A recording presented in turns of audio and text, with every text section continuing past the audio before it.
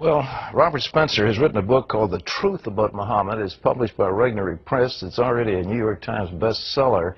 Robert, we welcome you back to the 700 Club. Thanks for being with us. Thank you. Thank you for having me back. Okay, the Quran, central book. You pointed out that a great portion of it is actually Muhammad justifying himself, like he's going to go to war, so he writes part of the Quran to justify. He wants to take his daughter-in-law as a wife, so he writes something to justify it. His little girl, Aisha, 9-year-old bride, is accused of adultery, so he does something to justify that. That doesn't sound like a book for all people of great moral truths. No, it certainly isn't, Pat. He got convenient revelations throughout his career, revelations that, as you say, they justified what he wanted to do. And as a matter of fact, Aisha, his wife, remarked on that. When he did take Zainab bint Jahsh, the wife of his adopted son, as his own wife, and justified it by a divine revelation, Aisha said, "It seems that Allah is always ready to rush to grant you your desires," and that is indeed the case.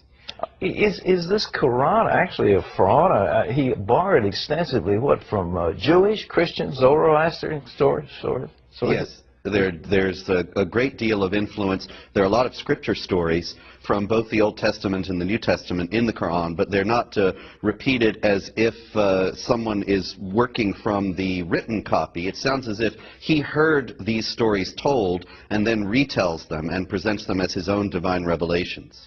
Are you willing to say on this program that this essentially was fraudulent, that these revelations that you said in one place they come from Satan? I mean, what is the source? Was he just deluded or what? Well, certainly they're fraudulent, and certainly in one place he said himself that they came from Satan. I mean, this was a notorious incident in his career, which was immortalized by Salman Rushdie in his book, The Satanic Verses. But he didn't make that up.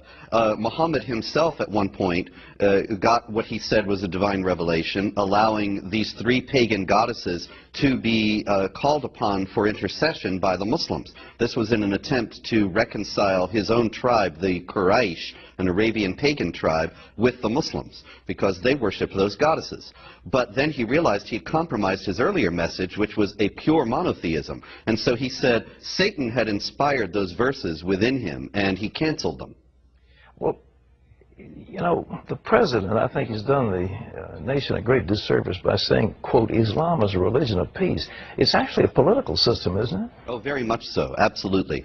As a matter of fact, the year 1 in the Islamic calendar is not when Muhammad was born or when he died or when he got what he said was his first revelation from God. The first year of the Islamic calendar is when Islam became a state, when Muhammad became a political and military leader.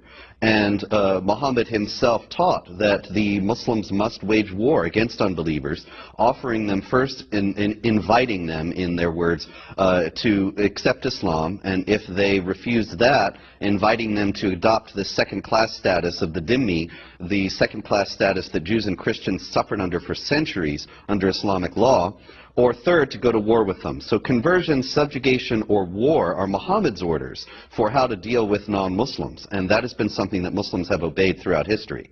Robert, the West, a few years ago, you know, the famous Battle of Tours, when the Muslims will turn back at Tours and they began to recede into Spain, the West was united against this force. Right now, we don't seem to be united. We have political correctness. We don't want to call these people who they are. We say, oh, it's just the terrorists. It's not the good Muslims. What's the deal?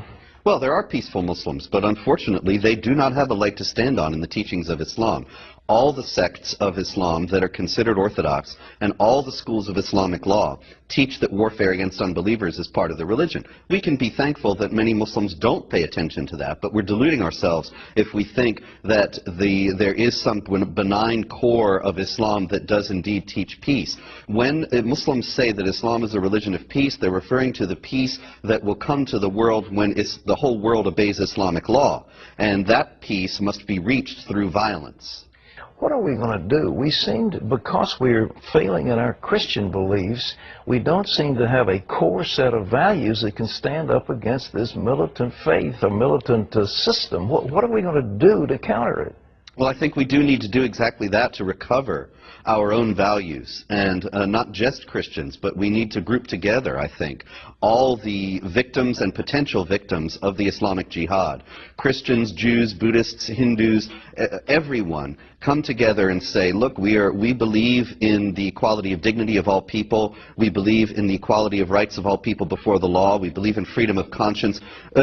These are all principles that come from the Judeo-Christian tradition, and I think we need to stand up for them unapologetically and say this is being challenged by those who wish to impose Islamic law upon us, and we're going to resist. If we don't do it, what's the consequence?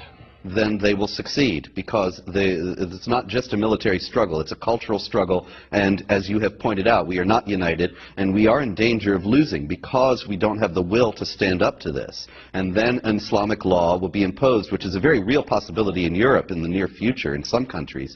Islamic law will be imposed that denies equality of rights of all people before the law, and will subjugate Christians and others under Islamic law as inferior citizens who do not have equality with the Muslims. And will subjugate women, obviously. Absolutely. Robert Spencer, thank you.